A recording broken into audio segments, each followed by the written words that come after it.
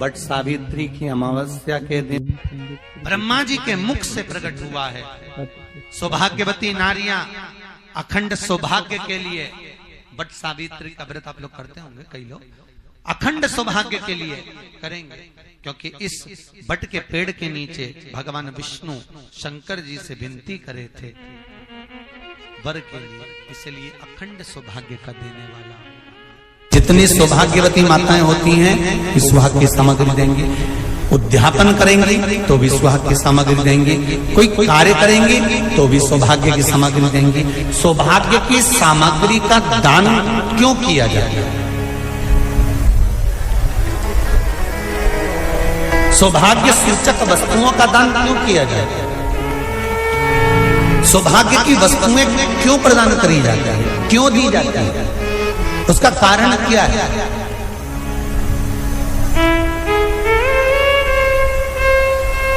क्यों देते हैं? महाराज, भारत की भूमि की सौभाग्यवती माताओं का एक मन की अभिलाषा रहती है, भारत की भूमि की माताओं की एक अभिलाषा रहती है कि जब उसके प्राण छूटे तो अखंड सौभाग्य धारण करके पति के कंधे पर और पुत्र के कंधे पर शमशान पर।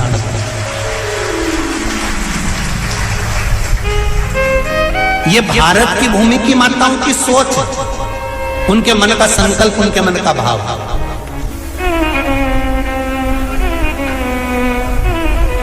क्यों देते हैं चूड़ी का दान, क्यों देते हैं बिंदी का दान, क्यों देते हैं अखंड सौभाग्य का दान?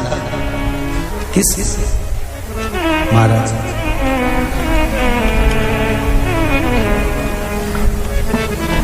मेरे हाथों में भर भर के चूड़ी रहे, मेरे हाथों में भर भर के चूड़ी, और मैया कोई काम नहीं, मेरे मस्तक पे चमकती चूनर रहे, मेरे मस्तक पे चमकती चूनर रहे, और मैया कोई काम नहीं, मेरी मांगों में भर भर के सिंदूर रहे, मेरी मांगों में भर भर के सिंदूर रहे, और मैया कोई काम नहीं, मेरे पाँव में बिछुड़ी का जोड़ा रहे, एक बिछुड़ी नहीं, कितनी? 2, 3, 4, 5, एक एक पाँव में जोड़े से बिछुड़ी होना चाहिए, केवल एक नहीं, सिंगल नहीं। वो तो आजकल का फैशन हो गया महाराज, जो केवल एक बिछुड़ी धारण कर लो उसी में फैशन दिखे। श्रावण की शिव महापुराण की कथा कहती है, जब बेटी को विदा करा जाता है और पहली बार बेटी के पांव में जब बिछुड़ी डाली जाती है तो वो बिछुड़ी भी अलग अलग नहीं होती, उस बिछुड़ी के जोड़ को चेन से एक दूसरे से बंधा हुआ होता। बोला सही है कि गलत है? जितने आस्था चैनल पर कथा सुन रहे हैं, जितने फेसबुक पर सुन रहे हैं, यूट्यूब पर सुन रहे हैं, सुन लेना कि मेरे भारत की माताओं का जब पाणी ग्रहण संस्कार किसी व्यक्ति का होता है, उसके पांव में जब पहली बार बिछुड़ा पिनाया जाता है, बिछुड़ी पिनाई जाती है, तो वो बिछुड़ी भी एक दूसरे से बंधी हुई होती है, चेन से बंधी हुई होती है। उसको अलग अलग वाली बिछुड़ी शादी के मंडप में नहीं पिनाई जाती। क्यों? जैसे ये बिछुड़ी एक दूसरे से पांव में बंधी हुई है, तुम्हारी जिंदगी अंतिम श्वास तक ऐसी ही बंधी हुई है, यही बनना चाहिए।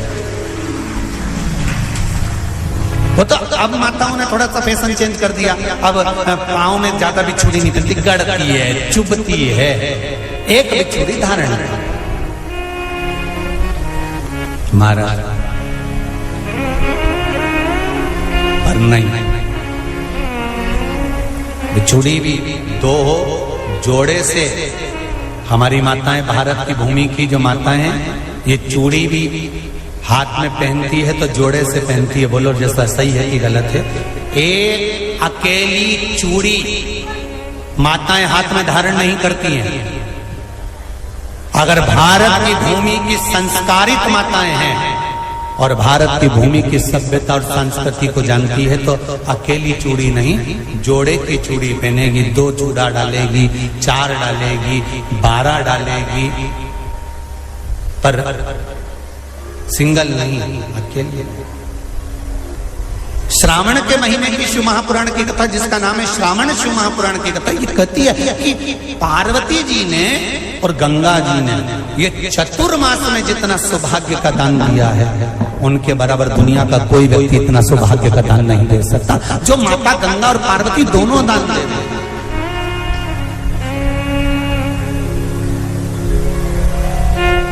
प्रतिदिन दे रहे हैं। और अब तो फैशन आ गया, तुम लोगों जो सौभाग्य का दान देते हो प्लास्टिक की डलिया में देते हो। पर एक एक पुराण को उठाकर देख लेना, एक एक उद्यापन को उठाकर देख लेना। जितनी तुम कथा तुम्हारे घर में छोटी छोटी कथाओं की पोथियां पढ़ी हो, उनको उठाकर देख लेना। उसमें नहीं लिखा कि प्लास्टिक की डलिया में सौभाग्य की वस्तु का दान दिया जाता है। उसमें लिखा है बांस की पिटारी में, बांस की डलिया में सौभाग्य की वस्तुओं का दान दिया जाए। क्यों? क्योंकि बांस वंश की वृद्धि करता है, बांस सौभाग्य की वृद्धि करता है, और बांस अखंड सौभाग्य। जैसे बांस का पौधा बढ़ते चले जाता है, बढ़ते चले जाता है, उसी तरह बांस की डलिया में जब दान दिया जाता है, बांस की टोकनी में जब दान दिया जाता है, तो ये भाव रखा जाता है कि तुम्हारा सौभाग्य ऐसे ही बढ़ता रहे। पर अब थोड़ा सा फैशन चेंज हो गया तो प्लास्टिक की डलिया, पर प्लास्टिक की नहीं। बट सावित्री की अमावस्या के 16 श्रृंगार में नारी के हाथ की चूड़ी का कलर अलग हो सकता है, चूड़ी की डिजाइन अलग हो सकती है, चूड़ी अलग हो सकती है, चूड़ी महंगी सस्ती हो सकती है, मंगलसूत्र की कीमत ऊंची नीची हो सकती है, पांव की बिछुड़ी की कीमत ऊंची नीची हो सकती है, कान के कुंडल की कीमत ऊंची नीची हो सकती है।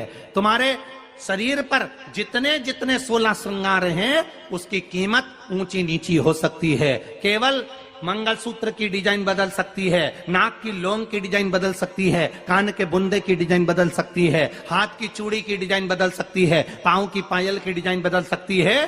केवल नारी के 16 श्रृंगार में एक श्रृंगार ऐसा है जिसकी कीमत जो पहले थी वही कीमत आज तक है और उसकी डिजाइन आज तक नहीं बदली। वो मांग का सिंदूर है, एक जैसी डिजाइन है और एक जैसी कीमत है।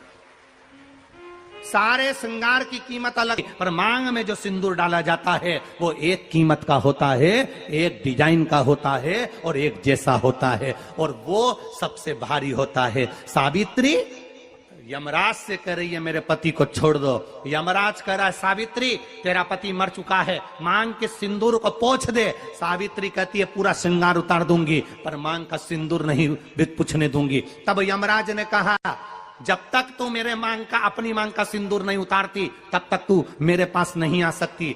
भगवान यमराज से सावित्री ने कह दिया मैं भी तुझे वचन देती हूं यमराज, मेरी मांग में जब तक सिंदूर है।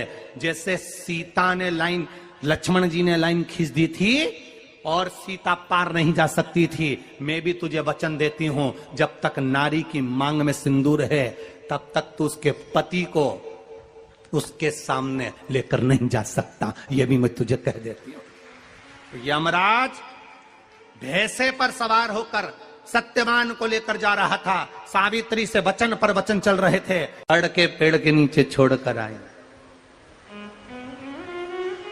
क्या चाहिए तुझको, क्या चाहिए तुझको, क्या दूं मैं तुझको, कुछ मांग ले मुझसे। सावित्री कहती है क्या दोगे आप, मेरे पति के प्राण दे दो बस वापिस। और कुछ नहीं चाहिए। जब यमराज यमलोक में प्रवेश करने लगा, मांग के सिंदूर में से थोड़ा सा सिंदूर सावित्री ने केवल हाथ में लेकर अपनी बिंदी पर जो लगाया, सत्यवान को लेकर यमराज अंदर नहीं जा पाया। बाहर खड़े होकर कहता है मांग ले, मैं तुझे एक वचन नहीं, तू बोले तो मैं 2 वचन दे देता हूं, तू बोले तो मैं 3 वचन दे देता हूं, तू मांग क्या चाहिए। तब सावित्री ने कहा देना चाहते हो? हाँ। अब यमराज को लगा कि लालच में पड़ गई सावित्री। तब कहा पहला वचन दीजिए, मेरे अंधे सास ससुर के नेत्र वापिस आ जाएं। यमराज ने कहा तथास्तु। दूसरा वचन दीजिए, मेरे सास ससुर अपने पोता पोती का मुख देखें। यमराज ने कह दिया तथास्तु।